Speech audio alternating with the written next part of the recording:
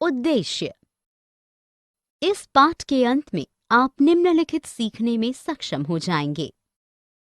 मंगोलों की सामाजिक और राजनीतिक पृष्ठभूमि पर चर्चा करने में, चंगेज खान के जीवन और जीवन वृत्तांश का वर्णन करने में, चंगेज खान के अधीन युद्धों और मंगोलों के विस्तार पर चर्चा करने में, मंगोल साम्राज्य की सफलता के कारणों को समझने में। मंगोलों की राजनीतिक और सामाजिक पृष्ठभूमि। मंगोल खानाबदोश जनजातीय लोगों का विविधतापूर्ण समूह थे। वे या तो पशुचारक या शिकारी थे और एक जैसी भाषाएं बोलते थे। पशुचारक लोगों का वह वर्ग है जो घोड़े, भेड़, बकरी और ऊंट जैसे मवेशियों का झुंड पालते हैं। वे मध्य एशियाई क्षेत्र के स्टेपी घास के मैदानों में खानाबदोश जीवन व्यतीत करते थे। यह आज के मंगोलिया राज्य का भूभाग है। यह क्षेत्र विस्तृत क्षितिज, लहरदार मैदानों वाला विशाल क्षेत्र था जो बर्फ से ढकी पहाड़ियों और गोबी रेगिस्तान से घिरा था और नदियों और झरनों से सिंचित था। कुछ मंगोल समूह ऐसे भी थे जो अपनी आजीविका जानवरों के फर के व्यापार से अर्जित करते थे। संपूर्ण क्षेत्र में तापमान की चरम स्थितियां थी। यह क्षेत्र कृषि योग्य चारागाह क्षेत्र था, परंतु कृषि में मंगोलों की अधिक रुचि नहीं थी।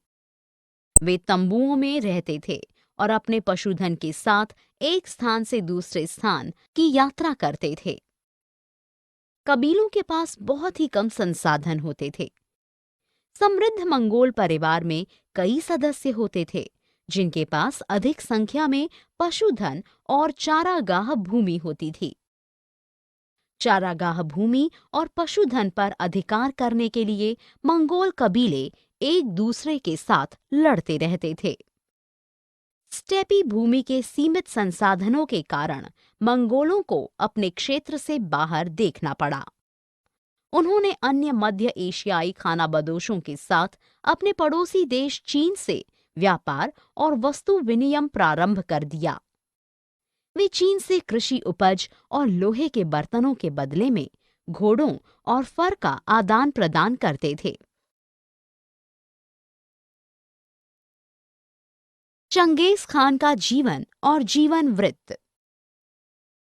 मंगोल साम्राज्य के संस्थापक चंगेज खान का जन्म 1162 में आज के मंगोलिया के उत्तरी भाग में हुआ था।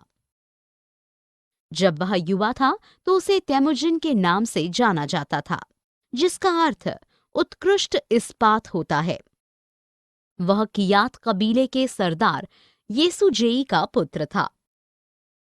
अल्पायु में ही उसके पिता की हत्या हो गई। तब उसका लालन पालन उसके सगे भाइयों और सौतेले भाइयों के साथ उसकी माता ओएलुन एके ने किया। चंगेज खान को पता चला कि उसके पिता को उनके तातार शत्रुओं द्वारा जहर दिया गया था, जिनसे उसने बाद में बदला लिया। तेमुजिन का विवाह बोर्टेन नामक युवती से हुआ। उसकी पत्नी का अपहरण कर लिया गया और उसे छुड़ाने के लिए उसे लड़ाई लड़नी पड़ी। कठिनाई के वर्षों में उसने अपने कुछ महत्वपूर्ण सहयोगी बनाए। युवा बोघुर्चू उसका पहला सहयोगी था, जो सदैव उसका विश्वस्त मित्र बना रहा। एक और महत्वपूर्ण सहयोगी उसका रक्तज भाई जम्मू का था। जब तेमुजिन तातारों से लड़ा तो उसने उनकी सेनाओं को नष्ट कर दिया और उनके नेताओं की हत्या कर दी। फिर वह अन्य मंगोल शत्रु कबीलों पर विजय अभियान में लग गया। उसने मंगोलों को एकजुट किया क्योंकि वह जानता था कि केवल एकता से ही सफलता प्राप्त होगी। अपने शत्रुओं पर विजय प्राप्त करने के पश्चात अन्य मंगोल कबीलों ने उसे समर्थन देना और तेमुजिन को अपना नेता स्वीकार कर लिया। उन्होंने उसे चंगेज खान की पदवी के साथ मंगोलों के महान खान, समुद्री खान या सार्वभौम शासक की उपाधि प्रदान की। चंगेज खान के अधीन युद्ध और मंगोलों का विस्तार। चंगेज खान प्रतिभावान सेना नायक था। उसने अपने सैनिकों को 1000 सैनिकों के समूहों में संगठित किया, जिन्हें गुरन कहा जाता था। उसने पहले चीन पर विजय प्राप्त करने की योजना बनाई, जो तब 3 क्षेत्रों में विभाजित था। उत्तरी पश्चिमी प्रांतों में सीसिया राजवंश, चिन राजवंश उत्तरी चीन में शासन करता था। दक्षिण चीन में शुंग राजवंश। उसने पहले 1207 में सीसिया लोगों पर आक्रमण किया। उसे सीसिया को पराजित करने और आत्मसमर्पण करवाने में केवल 2 वर्ष का समय लगा। 1213 में चीन की महान दीवार में सेंध दी गई और चीन के साथ 1234 तक लंबी चली लड़ाई जारी रही। उसके पश्चात चंगेज खान मंगोलिया वापस लौट गया। ख्वारिज्म के शासक सुल्तान मुहम्मद ने मंगोल दूतमंडल को रोक लिया, क्योंकि वह मंगोल आक्रमण को लेकर चिंतित था। सुल्तान मुहम्मद का पीछा करते हुए मंगोल सेनाओं ने उसे अजरबैजान में धकेल दिया और रूसी सेनाओं को परास्त किया। एक दूसरी सैनिक टुकड़ी ने सुल्तान के पुत्र जलालुद्दीन का अफगानिस्तान और सिंध प्रांत तक पीछा किया। 1219 और 1221 के बीच चले सैन्य अभियानों में जिन महान नगरों ने मंगोल सेनाओं के आगे समर्पण किया, उनमें ओतरार, बुखारा, समरकंद, बल्ख, गुरगंज, मर्व, निशापुर और हेरात सम्मिलित थे। जब वह मंगोलिया वापस लौट रहा था, वह सिंधु नदी के तट पर रुका। चंगेज खान ने उत्तर भारत और असम पर विजय पाने पर विचार किया, परंतु गर्मी, प्राकृतिक आवास और उसके सहयोगियों द्वारा बताए गए अपशकुनों ने उसका मन बदल दिया। वह भारत को छुए बिना ही मंगोलिया वापस लौट गया। चंगेज खान की सफलताएं। चंगेज खान महान सेना नायक था। उसकी सैन्य उपलब्धियां विस्मयकारी थीं। वह अपनी युद्ध नीतियों में अद्भुत था। वह युद्ध के विभिन्न पहलुओं को बेहद प्रभावी रणनीतियों में परिवर्तित करने में सफल रहा। मंगोल और तुर्क उत्कृष्ट घुड़सवार थे। इस कौशल से सेनाओं को गति और गतिशीलता प्राप्त हुई। प्रशिक्षण, रणनीति, अनुशासन, आसूचना और निरंतर नई रणनीतियों के अनुकूल ढलने से मंगोल सेना को अपने शत्रुओं पर बढ़त मिली। मंगोल बहुत ही कम आयु में घुड़सवारी और जैसे ही उन्हें धनुष संभालना आ जाता था, शिकार करना प्रारंभ कर देते थे। इससे मंगोलों को घोड़े की पीठ से ही तेजी से तीर चलाने वाले तीरंदाज बनने में सहायता की। इन दोनों कौशलों और किसी भी स्थिति में शत्रुओं का सामना करने के प्रशिक्षण ने उन्हें संकटपूर्ण परिस्थितियों में तेजी से प्रतिक्रिया करने में सक्षम बनाया। इसने शत्रुओं पर उनकी विजय का अवसर दुगना कर दिया। मंगोल इतने प्रशिक्षित थे कि गंभीर सर्दियों में भी वे अपने सैन्य अभियान चलाते थे। जमी हुई नदियों का वे प्रधान मार्ग के रूप में उपयोग करते थे और शत्रुओं के नगरों और शिविरों पर आक्रमण कर देते थे। चंगेज खान ने घेराबंदी का महत्व समझा। उसके इंजीनियरों ने हल्के और उठाए जा सकने वाले उपकरण तैयार किए, जिनका उपयोग प्रतिद्वंदियों के विरुद्ध घातक प्रभाव के साथ किया जाता था। चंगेज खान के पश्चात मंगोल। चंगेज खान की मृत्यु के पश्चात मंगोलों का विस्तार 2 स्पष्ट चरणों में विभाजित किया जा सकता है। वर्ष 1236 से 1242 तक। इस दौरान मंगोलों ने रूस के स्टेपी क्षेत्र, बुल्गारिया, पोलैंड और हंगरी में अपने शासन का विस्तार किया।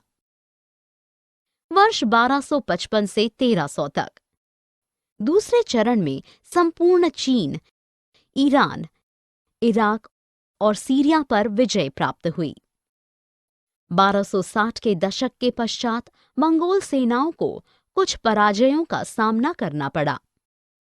धीरे धीरे मंगोल सेनाओं में सैन्य अभियानों का मूल उत्साह ठंडा पड़ने लगा और वे पश्चिम में पराजित हुए। इन कमियों के दो प्रमुख कारण थे। पहला कारण मंगोल परिवार में उत्तराधिकार को लेकर आंतरिक राजनीति का परिणाम था। पहली दो पीढ़ियों में जोकी और ओगोदेई के वंशज चंगेज खान का शासन नियंत्रित करने के लिए संबद्ध हो गए।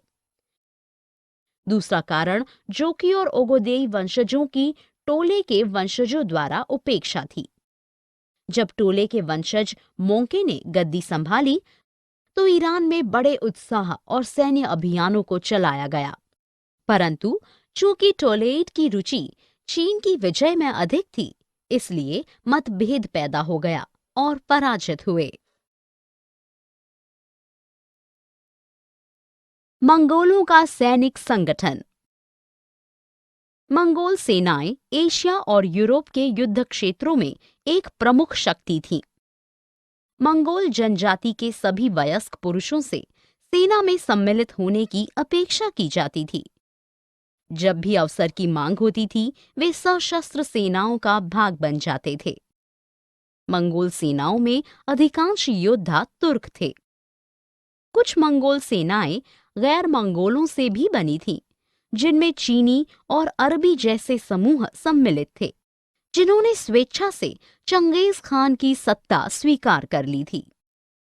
चंगेज खान ने विभिन्न समूहों की पुरानी जनजातीय पहचान समाप्त करने के प्रयास किए और उन्हें एक बड़ी सेना में एकजुट कर दिया। उसने अपनी सैन्य इकाइयों का गठन दहाई के आधार पर किया। उसके लोग 10, 100, 1000 और 10,000 की इकाइयों में विभाजित थे और 10,000 की इकाई के प्रमुख का स्वयं चंगेज खान के साथ मजबूत व्यक्तिगत संबंध होता था। एक ही जनजाति के सदस्यों को वितरित कर दिया जाता था और अलग अलग समूहों का भाग बनने के लिए भेज दिया जाता था। जो लोग अपने आवंटित समूह से बिना अनुमति बाहर जाने का प्रयास करते थे, उनके लिए कठोर दंड का प्रावधान था। उसने अपनी सेनाओं को 4 इकाइयों में विभाजित किया। उसके चारों पुत्र इन सैन्य इकाइयों के प्रमुख थे और सैनिकों को उनकी और सैन्य इकाइयों के चयनित कप्तानों को नोयन के अधीन कार्य करना पड़ता था। चंगेज खान के शासन में निष्ठा का वास्तव में सम्मान होता था। जिन सैनिकों ने चंगेज खान की निष्ठा से सेवा की थी, उन्हें सार्वजनिक रूप से सम्मानित किया जाता था। उन्हें बंधु या सगे भाई का विशेष ओहदा दिया जाता था, जो उनके स्वामी से उनके निकट संबंधों को चिन्हित करता था। चंगेज खान के अधीन राजनीतिक संगठन। चंगेज खान के अधीन मंगोलों ने स्वयं को यायावर जनजाति लोगों से नए विजित शहरों और राज्यों के शासकों के रूप में परिवर्तित कर लिया। उन्होंने शीघ्र ही अपने विशाल साम्राज्य का शासन करने के कुशल ढंग भी सीख लिए। चंगेज खान ने अपने 4 पुत्रों को विजित क्षेत्रों का प्रमुख बना दिया। इनमें 4 उलूस शामिल थे। स्टेपी प्रदेश ज्येष्ठ पुत्र जोकी को दिया गया। उसने इसका विस्तार सुदूर पश्चिम तक किया। द्वितीय पुत्र चगताई को ट्रांसऑक्सेनियन तोरानी का स्टेपी क्षेत्र दिया गया। इसमें उसके भाई के क्षेत्र से सटे पामीर पहाड़ का उत्तरी क्षेत्र भी सम्मिलित था। चंगेज खान ने अपने तीसरे पुत्र ओगोदेई को महान खान के रूप में अपना उत्तराधिकारी नियुक्त किया था।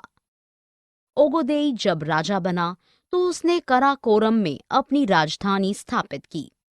मंगोलिया का पैतृक क्षेत्र सबसे छोटे पुत्र तोलुई को दिया गया। चंगेज खान की कल्पना थी कि उसके पुत्र सामूहिक रूप से साम्राज्य पर राज करेंगे। चंगेज खान की मृत्यु के पश्चात परिवार या राज्य संबंधी सभी निर्णय सामूहिक रूप से लिए जाते थे। मंगोलिया में व्यापार और संचार।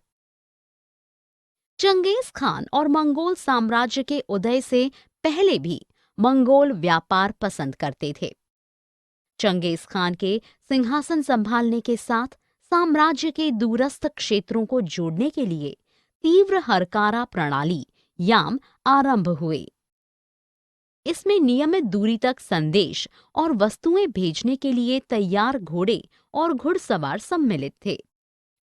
मंगोल यायावरों को अपने पशुधन और घोड़ों का 10वां भाग कुबकुर कर के रूप में देना पड़ता था। इनका उपयोग मंगोल साम्राज्य की संचार व्यवस्था याम को बनाए रखने के लिए किया जाता था। इसके बदले में जनजातीय लोगों को बहुत से लाभ प्राप्त होते थे। यूरोप और चीन पर विजय प्राप्त करने के पश्चात इन क्षेत्रों को सीधे मंगोलिया से जोड़ दिया गया। मंगोलों के अंतर्गत रेशम मार्ग के साथ साथ वाणिज्य और यात्रा अपने चरम पर पहुंच गई, परंतु व्यापार मार्ग का केवल मंगोलिया तक ही विस्तार हुआ। मंगोलों ने व्यापारियों को करों में छूट प्रदान की।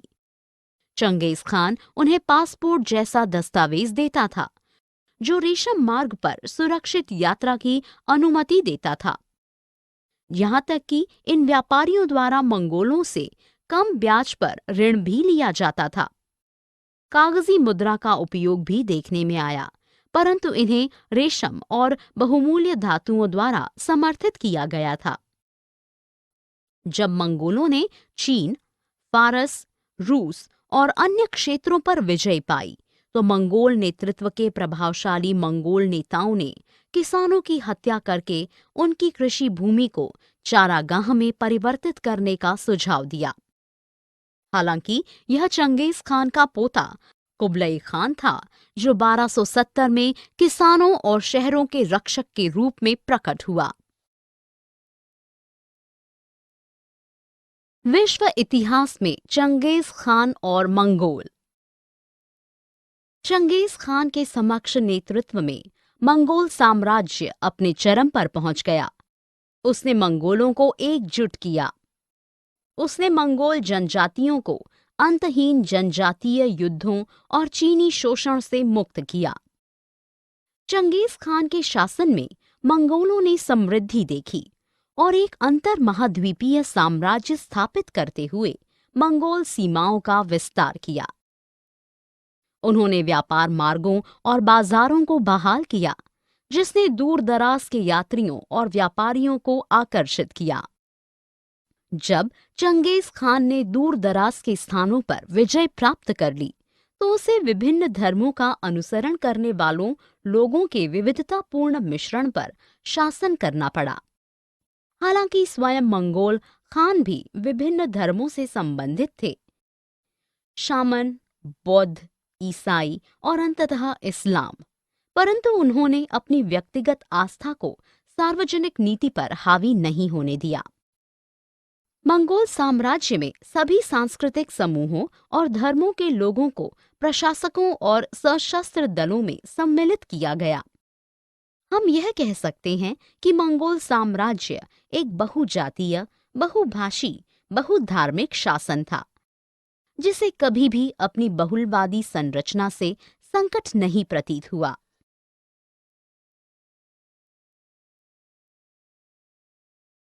सारांश। हमने जो कुछ सीखा है उसे संक्षेप में दोहराएं। मंगोल यायावर जनजातियों के विविधतापूर्ण जन समुदाय थे, जिसमें वर्तमान समय के मंगोलिया के मध्य एशियाई स्टेपी क्षेत्रों में रहने वाले चरवाहे और शिकारी सम्मिलित थे। मंगोल चीन से कृषि उपज और लोहे के बर्तनों के बदले घोड़ों और फर का आदान प्रदान करते थे। युवावस्था में चंगेज खान को तेमुजिन के नाम से जाना जाता था, जिसका विवाह बोरतेई से हुआ था। मंगोल साम्राज्य का संस्थापक चंगेज खान का जन्म 1162 में और मृत्यु 1227 में हुई थी। मंगोलों की विजय। वर्ष 1236 से 1242 तक मंगोलों ने अपने शासन का विस्तार रूस के स्टेपी क्षेत्र, बुल्गारिया, पोलैंड और हंगरी में किया। वर्ष 1255 से 1300 तक दूसरे चरण में संपूर्ण चीन, ईरान, इराक और सीरिया पर विजय हुई। मंगोल और तुर्क उत्कृष्ट घुड़सवार और शिकारी थे। चंगेज खान के शासन में निष्ठा को सच के रूप में सम्मानित किया जाता था।